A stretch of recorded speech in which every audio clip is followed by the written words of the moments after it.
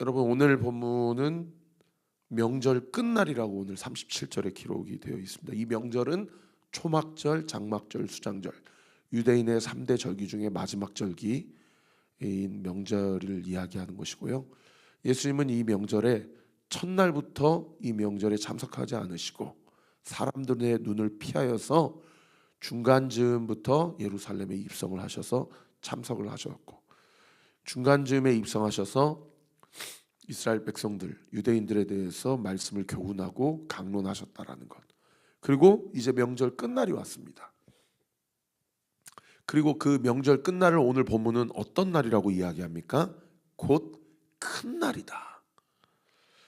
여러분, 큰 날이란 얘기는 무슨 얘기냐면 명절의 마지막 축제일이라는 얘기예요. 여러분, 우리가 어떤 행사를 할 때도 가장 마지막 순간, 올 한 해를 마칠 때도 송구영 신예배 마지막 순간, 이럴 때 사람들이 가장 많은 이 종각에 종로에 모여가지고 마지막 순간을 즐기고 마지막 순간에 대한 회고를 하잖아요. 그러니까 명절도 마찬가지예요. 이스라엘 백성이 가장 많은 인파로 모인 날이 이 명절 끝날 곧 큰 날입니다. 그 가장 많은 인파가 모인 날에 예수님이 예루살렘 성전 안에서 어떻게 얘기하세요? 서서 외쳐 이르신다. 그러니까 무슨 얘기입니까? 예수님이 진리와 예수님이 그리스도이심을 만천하에 드러내신 날이에요. 누구든지 나를 믿으면 그 사람이 도박꾼이라 하더라도, 그 사람이 알코올 중독자라 하더라도, 그 사람이 여러 가지 범죄한 그런 죄인 중에 괴수라고 하더라도 누구든지 나를 믿으면 이런 일이 일어난다 라는 것을, 사실은 이 생수의 강이 배에서 흘러나온다는 말씀은 요한복음 4장에서 이미 사마리아 한 여인에게 하신 말씀이에요. 네가 지금 먹는 물은 또 마셔도 또 목마르겠지만 내가 너에게 주는 물은 한 번 마시면 영원히 목마르지 아니한다. 영생하도록 살아나는 샘물이 된다 라고. 그러니까 사마리아 여인이 그 물을 나에게도 달라 라고 이야기하지 않았습니까? 그 말씀을 또 하신 거예요. 예수께서 서서 외쳐 이르시되, 그 다음 9절 보세요. 누구든지 목마르거든 내게로 와서 마시라. 여러분, 한번 마음의 손을 한번 들어보세요. 나는 영혼의 목마름, 갈증을 느낍니다 라고 여러분 생각하시는 분은 마음의 손을 한번 들어보세요. 나는 아무리 돈이 많아도, 나는 아무리 건강해도, 나는 아무리 이 세상이 나에게 내 영혼과 내 몸과 내 마음에 평안한 것을 준다 하더라도 나는 여전히 목마릅니다 라고 내가 느끼고 생각하시는 분들은 한번 마음의 손을 들어보세요. 여러분, 그런 사람에게 복이 있습니다. 할렐루야. 여러분, 영혼의 목마름이 있다라는 것은 그 사람이 구원받았다라는 어쩌면 증거가 될 수 있어요. 그러니까 오늘 마지막 구절 50절에 보세요. 니고데모, 이 바리새인이고 이 율법 교사고 이 사내들인 공의의 공의원인데, 다른 종교 지도자들은 다 예수님에 대해서 저 사람 갈릴리 출신이고 율법에 의하면 그리스도는 베들레헴에서 태어나야 되기 때문에 저 사람은 메시아가 아니다 라고 얘기할 때 베드로는 뭐라고 얘기해요? 51절에 우리 율법은 사람의 말을 듣고 그 행하는 것을 알기 전에 그렇게 심판하고 판단하냐, 이렇게 문제 제기를 당당하게 요구를 하잖아요. 무슨 얘기예요? 니고데모 안에 어떤 마음이 있었다는 거예요? 목마름이 있었다는 거예요. 그리고 그 영혼의 목마름을 자기가 느끼고 그렇게 요한복음 3장에 오밤중에 주님을 찾아온 거예요. 그러더니 오늘 보면 7장에 또 나오잖아요. 그래서 예수님의 편에 서서 예수님을 변론을 하잖아요. 니고데모 마음 가운데 영혼의 목마름이 있었다는 거죠. 이거는 그가 이 유대 사회에서 가장 출세한 자고 가장 학식이 많은 자임에도 불구하고 그 영혼은 예수 그리스도 외에는 채울 수 없다라는 것을, 이게 하나님의 은혜 가운데서 느낀 거예요. 여러분, 이 은혜가 우리 사랑하는 오늘 교회 성도들에게 온전히 느껴지는 그런 은혜가 있게 되기를 예수님의 이름으로 축원합니다. 아멘. 누구든지 목마르거든 다 내게로 오라. 내게로 와서 마시라라는 거예요. 그러면 이제 이런 질문이 들겠죠. 도대체 예수님께 와서 마신다는 것은 무엇을 얘기하는가? 이런 질문이 들어야 여러분이 성경을 제대로 묵상하고 계시는 거예요. 그런데 감사한 건 성경은 그걸 또 다 해석해 주세요. 38절에 보세요. 내게로 예수님께 와서 마신다는 얘기는 뭐다? 38절에 거기 줄 치세요. 예수님을 믿는 것이다. 나를 믿는 자는. 그러면 자기 자신에게 나는 예수님을 믿는가? 목사님 예수님을 믿으니까 교회 다니죠. 목사님 예수님을 믿으니까 이렇게 새벽에 유튜브로라도 새벽 재단 예배 재단을 쌓죠. 그런 생각을 하실 수 있어요. 여러분 예수님을 믿는다는 것은 잘 들으세요. 예수님을 믿는다는 것은 예수님과 결혼했다는 거예요. 할렐루야. 예수님과 영적인 결혼식을 올렸다는 거예요. 그러니까 무슨 얘기예요? 평생 예수님과 부부는 한 몸이잖아요. 예수님과 하나가 됐다는 이야기예요. 그러니까 예수님과 하나가 됐으니까 나는 신부고 그분이 신랑이니까 이때 시대로 말하면 신부는 신랑의 소속이 되는 거예요. 더 이상 자기 친정집 사람이 아니에요. 예수님 족보에 소속이 된 거예요. 그러니까 퀴리오스, 지아비, 주님, 나의 주님을 누구로 모시는 거예요? 예수님으로 자기 지아비를 모시는 거예요. 그래서 예수님이 시키는 대로만 해야 돼요.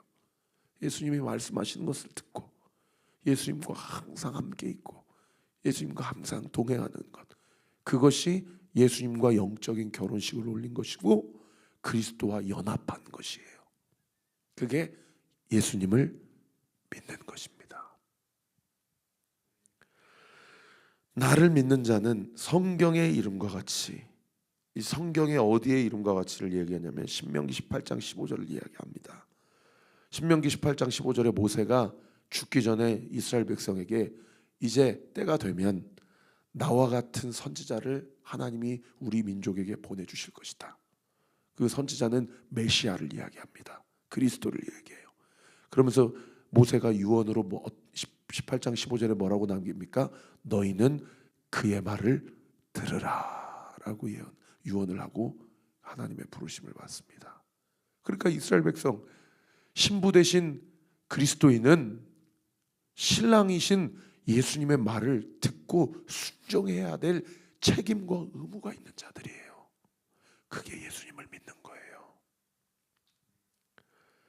그러면서 그 다음 구절에 뭐라고 얘기하세요? 그 배에서 생수의 강이 흘러나오리라. 여기서 말하는 배는 돛담배를 이야기하는 게 아니라 그야말로 이 명치에 있는 이 배를 얘기하는 거예요. 그 밑에 도움말에 보세요. 사람의 심층부, 즉 양심이나 또는 전인격을 의미한다. 그래서 어떤 목사님은요, 실제로 이 배 명치 이 밑부분, 여러분 이 안에서 생명수가 흘러나온다, 이렇게 설교하신 설교를 제가 들은 적이 있어요. 곰곰이 생각해 보면 또 틀린 말도 아닌 것 같아요.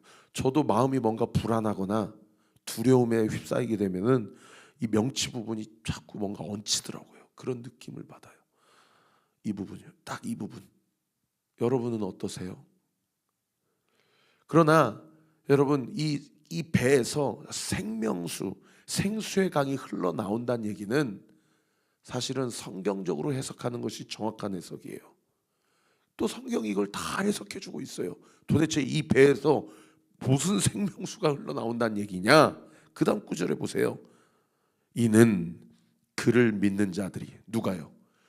예수님을 신랑으로 영접하고 결혼식을 올린 자들이 받을 무엇을 가리켜 말씀하신 것이다? 성령을 가리켜 말씀하신 것이다. 그러나 아직 예수님은 영광을 받지 않으셨으므로, 그 다음 구절 보세요. 성령이 아직 그들에게 계시지 아니하더라. 요한복음을 썼을 때 요한은 아마 반모섬에 유배되었을 때, 인생을 마감하는 시점에서, 그래서 학자들이 AD 110년에서 120년경이 아닐런가 그렇게 추정을 하거든요. 그러니까 벌써 100년 전 일을 지금 요한이 회고하면서 적은 건데, 요한이 이 글을 적었을 때는 성령 시대지만 아직 예수님께서 공생의 사역 가운데 초막절 큰 날 마지막 날에 이 말씀을 하실 때는 아직 약속대로 성령이 오시기 전이기 때문에 괄호 열고 이런 표현들을 그대로 친히 지금 주석을 달고 있다라는 거죠. 어떻든 중요한 건 무엇입니까? 예수님을 믿는다는 것은 예수님과 결혼식을 올린다라는 것이고, 그분을 나의 지아비로 모신다는 것이고, 그분과 함께 평생 그분의 말씀을 듣고 살면서 순종해야 될 책임과 의무가 주어졌다라는 것이고, 그러나 반대로 주님이 신랑이시기 때문에 나의 모든 먹고 사는 문제와 이 땅의 삶을 책임져 주신다는 것이고, 그리고 배에서 생수의 강이 흘러나온다는 얘기는 성경에서 뭐라고 해석을 해준다? 예수님을 신랑으로 모신 자들에게, 예수님을 믿는 자들에게는 성령을 주실 것임을 약속하고 있는 그 언약의 말씀, 그 계시의 말씀을 초막절 가장 큰 날 많은 인파들이 성전에 모였을 때에 예수님이 서서 크게 외쳐 이르셨다라는 겁니다. 왜요? 주변에 예수님을 잡아 죽이려고 하는 종교 기득권 세력들이 그렇게 우르르 몰려 있지만 그들을 두려워할 필요가 없는 거예요. 아직 예수님의 때가 이르지 아니하였기 때문이기도 하지만, 진리를 세상 한복판에서 담대하게 선포해야 될 그런 영적 권위와 그 능력이 예수님 안에 있기 때문이에요. 그래서 오죽하면 세상에 당국자들, 이 종교 기득권 세력들이 아랫사람들이라고 하잖아요. 이 아랫사람들을 제가 어제 이 성전 경비병, 사병들이라고 주의를 해드렸는데, 이 사병들을 보내가지고 예수님을 잡아오라고 그렇게 시켰는데 45절에 보세요. 아랫사람들이 대제사장들과 바리새인들에게 그냥 빈손으로 왔어요. 그러니까 종교 기득권 세력들이 뭐라고 얘기해요? 어찌하여 잡아오지 아니하였느냐? 46절에 아랫사람들이 대답하되 그 사람이 말하는 것처럼 말한 사람은 이때까지 없었나이다.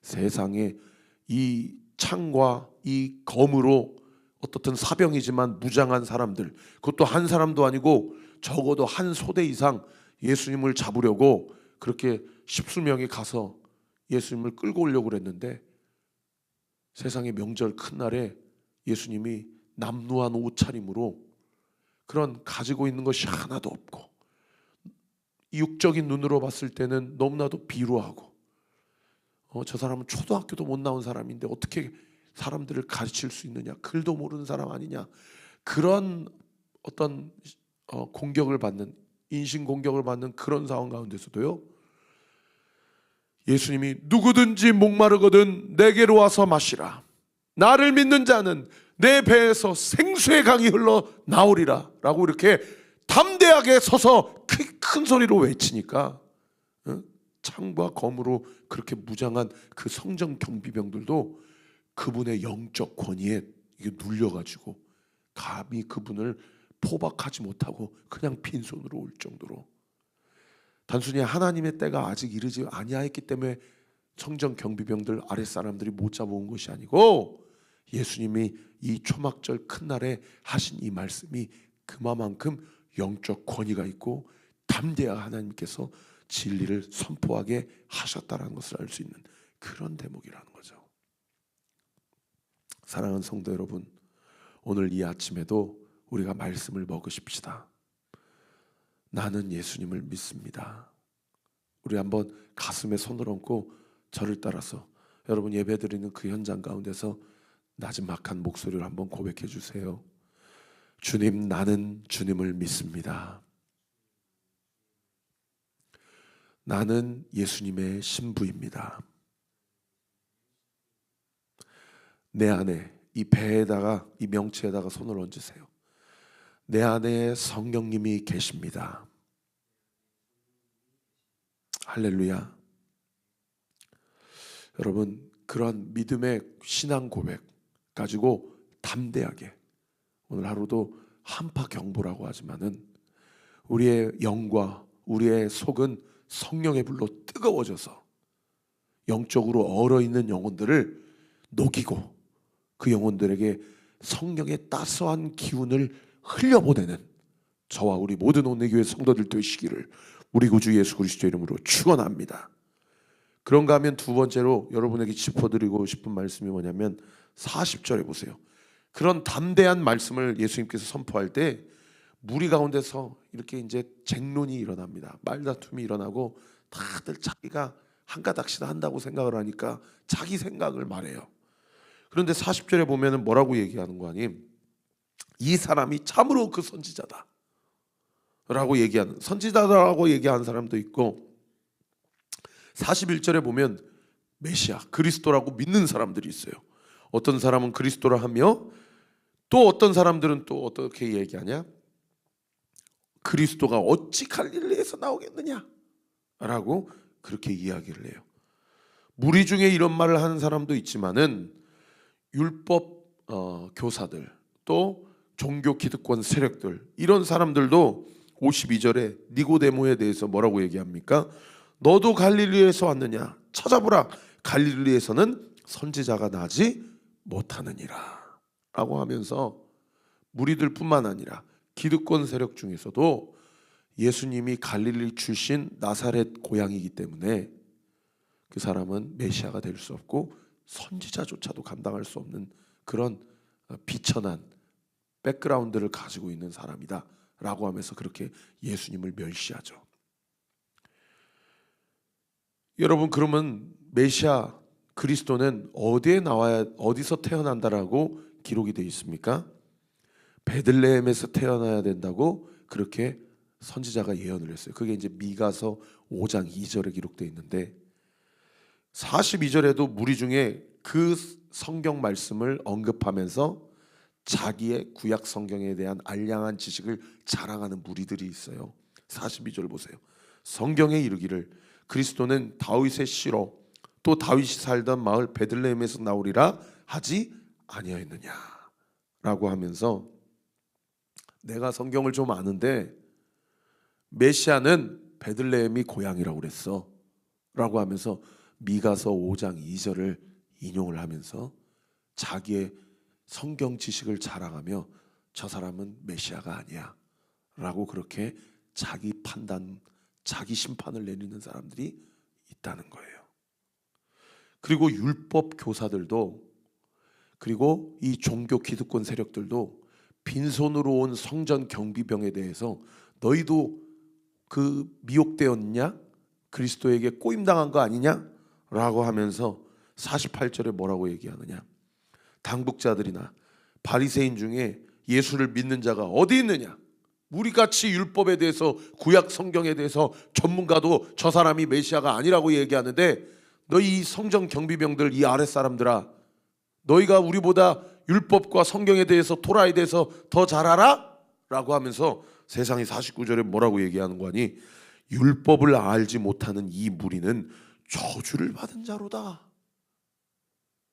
여러분, 율법을 가르치는 사람이 율법의 가르침을 받는 유대인들에 대해서 저주를 받은 자다. 특별히 이 무리 중에 예수님의 말씀을 믿는 자들은 저주를 받은 자다. 이렇게 세상에 저주를 선포하고 있어요. 49절을 다른 번역 성경, 새 번역 성경에는 뭐라고 번역해놨냐면 율법을 알지 못하는 이 무지렁이들은 저주를 받은 자다. 이렇게 번역하고 있어요.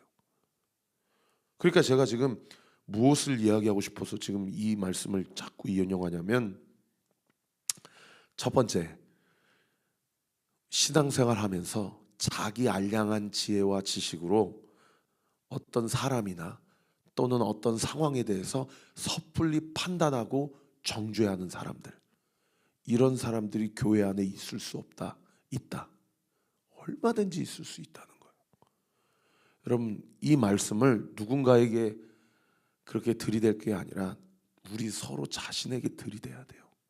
나는 내가 좀 신앙생활 좀 했다고, 내가 좀 어렸을 때부터 모태 신앙이고 중직자 자녀라고, 혹은 내가 날마다 이렇게 목사님이랑 새벽마다 새벽재단, 예배재단 경건 훈련한다고 나는 내 알량한 성경적 지식이나 경건의 신앙생활 가지고 교회 안에서 성도들을 서로 판단하고 정죄하고 있지는 않은가? 내 자신을 좀 돌아봐야 됩니다. 그렇게 판단하고 정죄하는 사람의 특징이 뭐냐? 아까 49절처럼요. 그렇게 살지 못하는 사람들을 어떻게 해요? 심판해요. 정죄해요. 이 사람들은 저주받은 놈들이야. 이 무지렁이들이야. 이렇게 이러면서 공동체 안에서 사실은 율법과 선지자의 강령은 어떤 정신입니까? 사랑의 정신이잖아요. 할렐루야. 가장 큰 계명은 하나님을 사랑하는 거고, 그리고 내 이웃을 내 몸과 같이 사랑하는 것이, 그것이 율법과 선지자의 가장 큰 강령 계명이다. 그런데 어느 순간에 사랑은 없어져 버리고 정죄하고 판단하고 자기가 하나님 자리에 올라서 사람들을 심판하고 저주하는 그런 일들이 오늘날에도 한국교회 안에서 얼마든지 일어날 수 있다는 거죠. 온리교회는 아닙니까? 우리 교회는 이런 일 벌어질 수 있는 일이 아예 없습니까? 사랑하는 성도 여러분, 우리가 교회를 개척하고 지금 한 2년 가까이 왔는데 우리도 이러한 오류에 빠질 수 있는 철저한 죄인이라는 사실을 인정하고, 내 안에 우리 가족들, 우리 목사님, 우리 성도들, 내가 세상 가운데서 만나는 많은 사람들, 그 사람들 심판과 정죄와 저주의 대상이 아니라 사랑의 대상이 된다는 사실을 다시 한번 깨닫고, 그 이전에 내가 심판과 정죄의 대상인데 나를 심판과 정죄의 대상으로 그렇게 치부하지 않으시고 사랑의 대상으로 나를 안아주신 그 예수님의 사랑으로 우리 온리교회가 하나님께서 어떤 영혼들을 보내주시든지 간에 성도들을 사랑하고 사람을, 영혼을 살려내는 교회가 되기를 우리 구주 예수 그리스도의 이름으로 축원합니다. 기도하겠습니다. 아버지 하나님 감사합니다. 주님, 우리는 목마릅니다. 우리 안에 영혼의 갈증이 있습니다.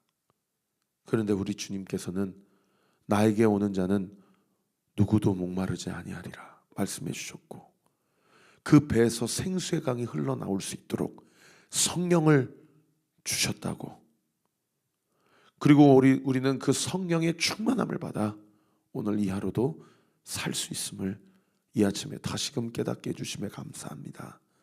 우리 사랑하는 성도들 현장에서 또 각 처소에서 예배드리고 기도제단 쌓는 그 현장 가운데 이미 내주하신 성령께서 우리 성도들의 마음을 뜨겁게 하셔서 오늘도 그 말씀과 그 생명수가 나를 살리게 할 뿐만 아니라 우리의 가정을 뜨겁게 하고 우리의 교회를 뜨겁게 하고 오늘 하루 내가 만나는 모든 사람들에게 성령의 따스한 기운을 온전히 흘려보내는 놀라운 축복의 통로로 사용되어지도록 주께서 우리 성도님들과 함께하여 주시옵소서. 특별히 우리의 마음 가운데 아버지 판단하고 심판하고 정죄하는 이 죄된 습관들 예수 그리스도의 십자가의 보혈로 덮고 십자가에 못 박습니다. 내가 판단받을 대상에서 사랑의 대상으로 그렇게 여김받았던 것처럼 나를 통하여서 그리스도의 십자가의 은혜와 사랑이 정죄와 판단의 대상이 아닌 사랑의 대상으로 그 영혼들을 온전히 여기고 섬기는 우리 온리교회가 되게 하여 주시옵소서. 우리 성도들이 되게 하여 주시옵소서. 오늘 이 아침에도 이름 불러가며 기도하는 성도들의 서로의 중보 기도가 예수의 이름으로 반드시 응답될 줄 믿습니다. 응답될지어다. 응답될지어다. 감사드리고 살아계신 우리 구주 예수 그리스도의 이름으로 기도하옵나이다. 아멘. 지금은 우리 구주 예수 그리스도의 은혜와 하나님의 사랑과 성령 하나님의 위로 교통 충만하심이 오늘 주신 말씀 붙잡고 오늘 이 하루도 삶의 예배로 하나님을 기쁘시게 해드리기로 결단하는 우리 사랑하는 온리교회 모든 성도들 머리머리 위에, 우리 교회를 위해 기도해 주시는 모든 기도의 동역자들 위해 지금으로부터 영원토록 함께 하시기를 간절히 축원하옵나이다. 아멘.